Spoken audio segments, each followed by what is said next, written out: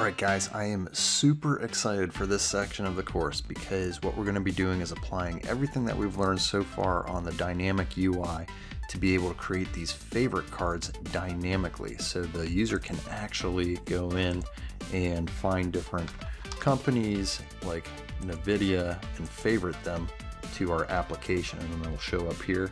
And then there's also a modal dialog box that will pop up, and they can select different favorites, and if they want to clear a single favorite they can do that, and everything updates. So if you see that the favorite cards have updated, and then they can add those stocks back in. So how are we going to do that? Well, you're going to be adding in all of the code that you've seen so far to be able to add cards, to be able to use the shiny reactive code and update events, and even you'll learn some new tricks with a modal dialog box. All right, let's get started.